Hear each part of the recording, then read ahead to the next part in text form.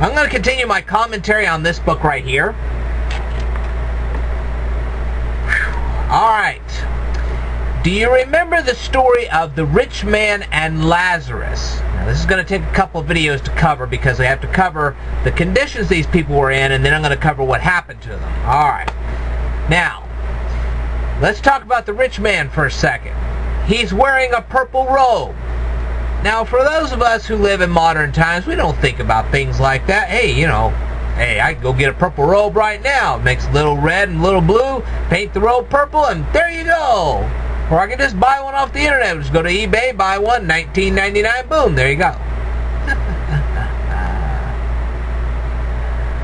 No. This is first century Judea.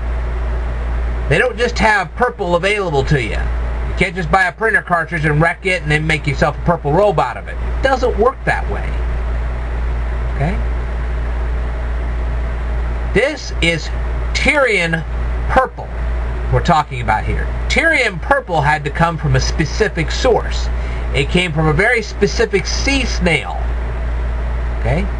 What they would do is they'd kill the sea snails, gut them out, take the purple away from them, and make the robe out of that. Yeah. Do you realize that these specific sea snails only produce just so much of this purple dye? So you had to have a whole slew of these sea snails to do this.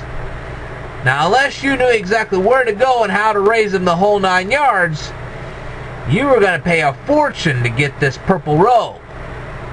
So, did everybody wear a purple robe? Nope. Only royalty ever wore these things. And you also had to consider these were made out of silk. That meant a silkworm had to make these things. And silkworms aren't so easy to come by. So now you got the expense of the silkworm, and you got the expense of these sea snails. Okay? And yes, when you get out the snails, you have the shells left behind. So that's where you get seashells, is from sea snails. Okay? Now, that's a rich guy we're talking about. He's going around in a purple robe, and he's got like more than one of them. He's really rich. Because he had to pay a lot of silver to get him. Okay. Now let's talk about Lazarus for a second. Lazarus. What about him? Was he rich? Did he have a purple robe? Nope. He didn't. No. He started out his life in a poor man's family. He was from a peasant family. And when he got old enough to support himself, the family just kind of kicked him out and said, hey, go out and get your own food. We can't afford to feed you anymore. Bye-bye. So he did. He became a day laborer. Now here's the problem with being a day laborer. Number one, those were poor wages right there. Poor wages. Number two, here's the bigger problem. When you became a day laborer, if you got a cut back then, you couldn't just go to the grocery store, get a little Neosporin and heal yourself. It didn't work that way. Usually the cut got infected, and then you couldn't work anymore because nobody wanted to get around you. They certainly didn't want to catch your infection. So now you can't work as a day laborer anymore because your bosses don't want to touch you. Nobody wants to touch you. Nobody wants to be near you. And that means you have to go to begging.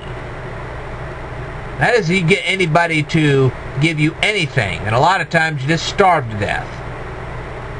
That's pretty bad. So, that's the contrast between this rich guy and Lazarus. The rich guy had enough to buy more than one purple robe, so he was incredibly rich. Lazarus, here he is, a full-blown infection. He can't even get a job. He's begging.